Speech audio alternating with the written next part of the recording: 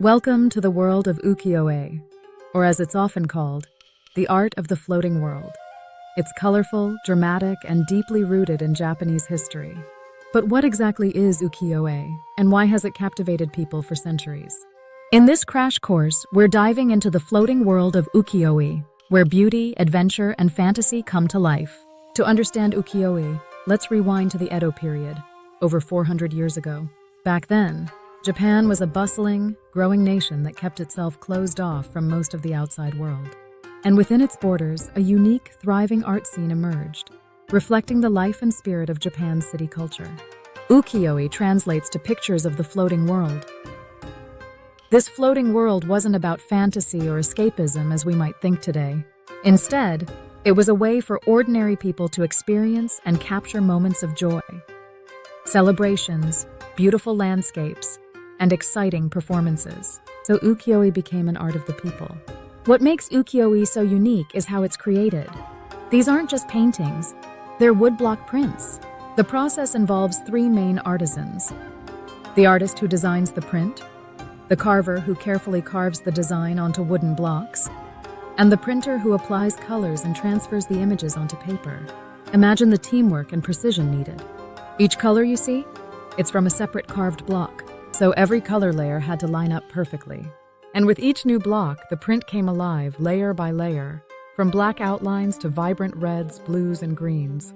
It's like a puzzle made by artists. Now, one of the most iconic Ukiyo-e works you might recognize is The Great Wave Off Kanagawa by Hokusai. The giant, curling wave with tiny boats underneath seems like it's ready to crash down. But look closely. See that mountain in the background? That's Mount Fuji, symbolizing stability and endurance amid chaos. This image captures the essence of Ukiyo-e, a mix of drama, nature, and symbolism. Hokusai's wave isn't just about the sea. It's about finding beauty and bravery in even the most challenging moments. But Ukiyo-e wasn't just about nature. People loved kabuki theater, which was full of action, drama, and colorful costumes.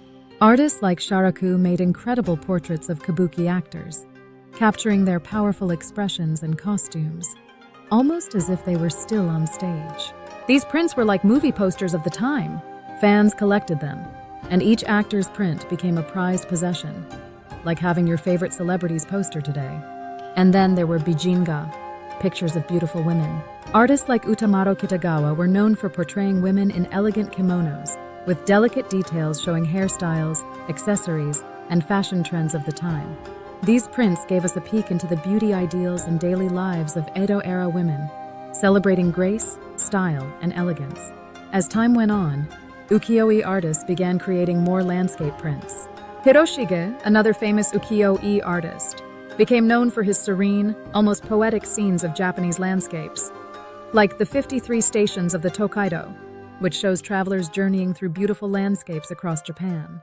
Each station captured different seasons, weather, and places, almost like a travel photo album. These prints celebrated Japan's natural beauty, from snowy mountains to springtime cherry blossoms, allowing people to travel with their imagination. But Ukiyo-e wasn't just about beautiful scenes. It was also fun and relatable. Some prints were humorous, featuring mischievous animals, or satirical scenes poking fun at everyday life. This playful side of Ukiyo-e shows us that art isn't always serious. It can be lighthearted and entertaining, too. Sadly, Ukiyo-e began to decline in the late 1800s. Western art and new printing methods replaced traditional woodblock printing. But even as it faded in Japan, Ukiyo-e left an incredible impact worldwide.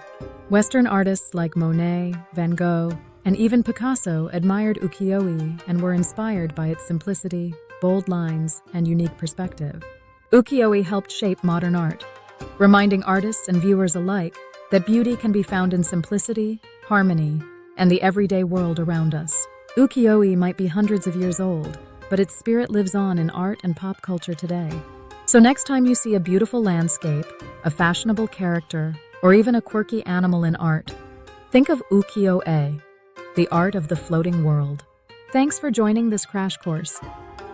If you enjoyed exploring the world of Ukiyo-e, give this video a thumbs up and subscribe for more art and history deep dives. Remember, every piece of art has a story to tell. Let's keep exploring them together. See you next time.